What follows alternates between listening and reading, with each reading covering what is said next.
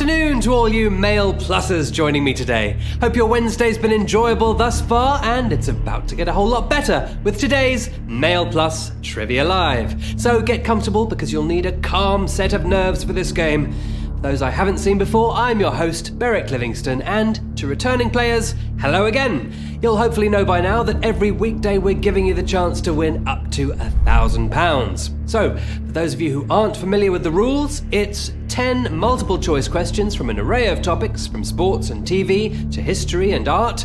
10 seconds to answer each question, and if you answer all 10 correctly, you win a slice of that lovely lolly. We've had some big winners recently and some repeat winners too, proof that capacious minds full of information are rewarded.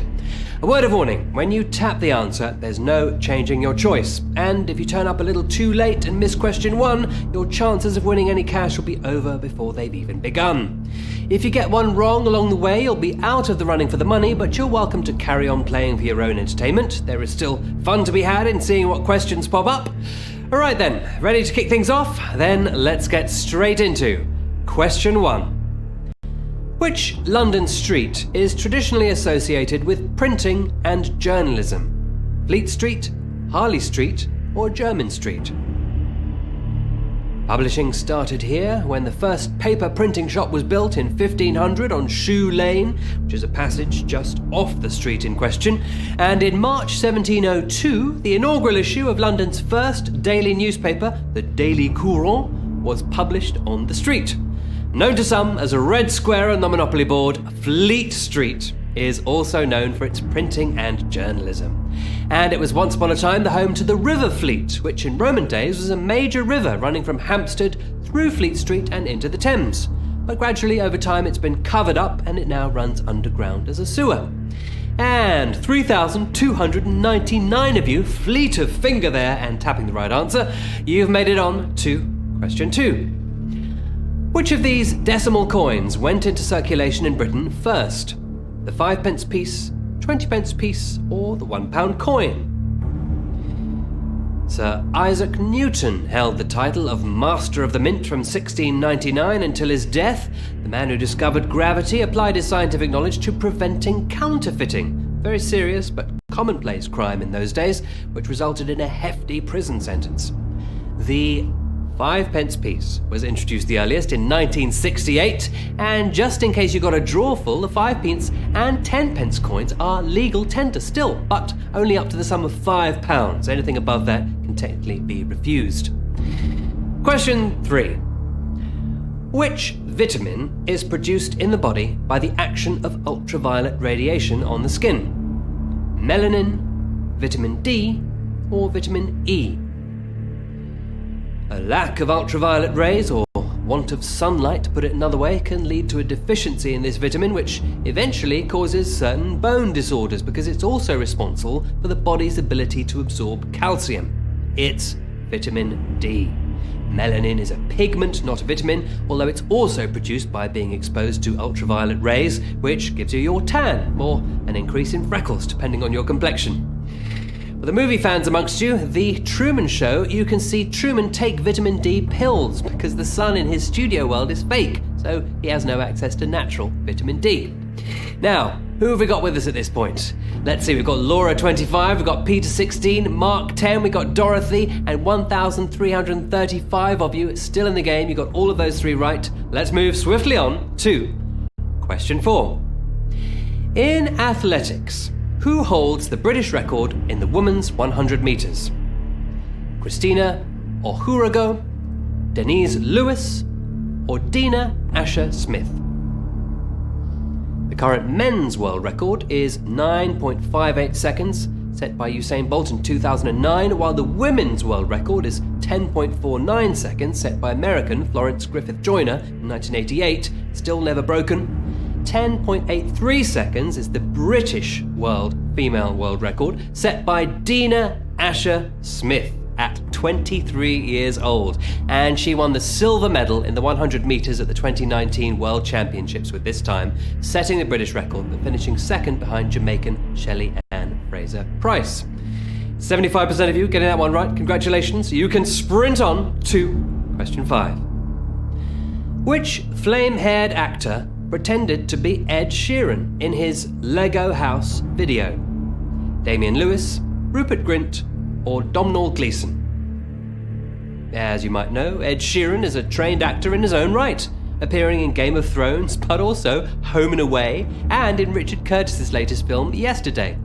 But the other flame-haired actor, well, you might know him better as Ron Weasley from the Harry Potter films. It's Rupert Grint, who starred in Ed Sheeran's Lego House video. Rupert has said that he's become accustomed to being mistaken for Ed Sheeran, and it's around 50-50 as to whose autograph he's asked for when he's stopped in the street. I can't be that big a fan to mistake them.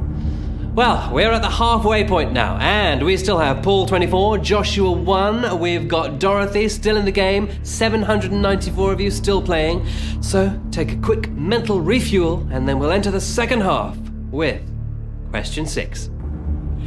Which of these has not played the leading female role of Anne Darrow in one of the film versions of King Kong? Fay Wray, Naomi Watts, or Sigourney Weaver?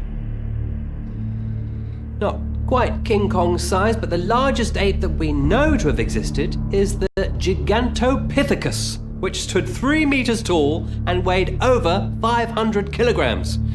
That's a lot of Pithecus. Sigourney Weaver does have many credits in fantasy blockbusters such as Alien, Ghostbusters, and Avatar, but she's not been in King Kong.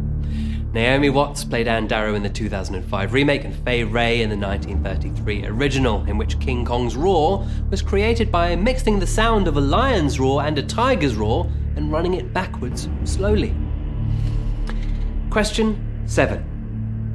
Which meat, fish, or vegetable dish takes its name from the earthenware pot that it was traditionally prepared in?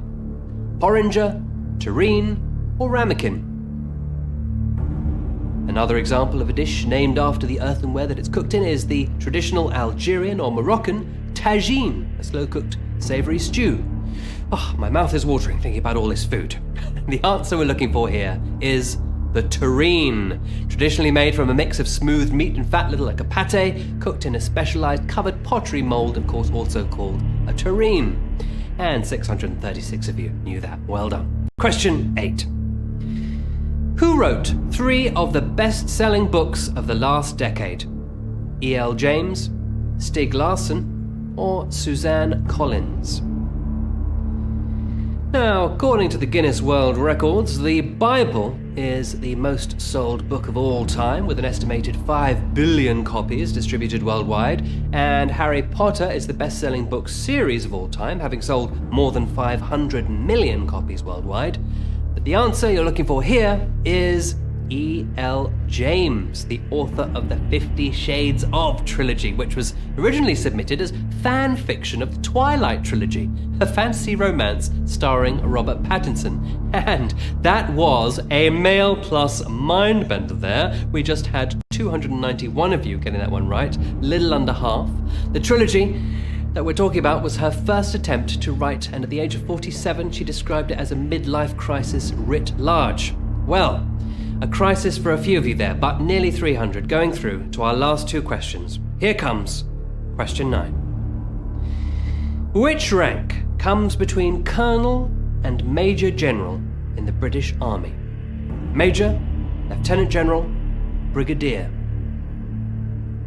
There are 12 official ranks in the British Army, all with their own insignia, ranging from the most junior rank of Private to the most senior title of Field Marshal.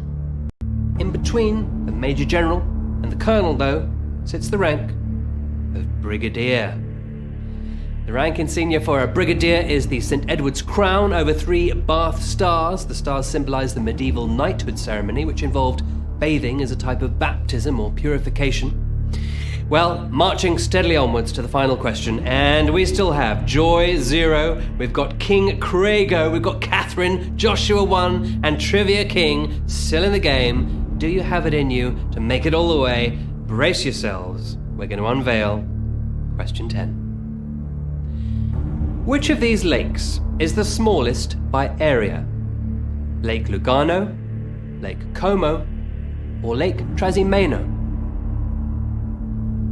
Italy's largest lake is Lake Garda, formed in the Ice Age by a glacier that spilled over onto flat land, cutting across it to form the path of the lake, resulting in Lake Garda's axe-like shape.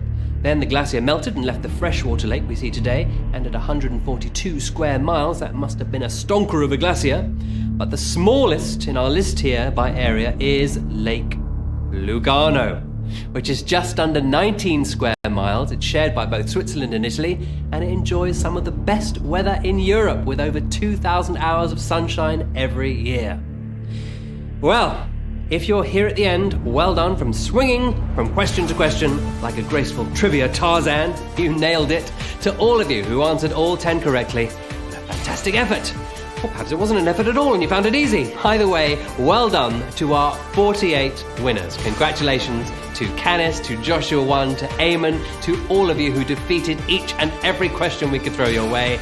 Now there's a chance to win every weekday, so please return and see if the next set of questions are more generous to you if you didn't make it all the way today. Or if you won today, there's nothing stopping you from winning tomorrow too.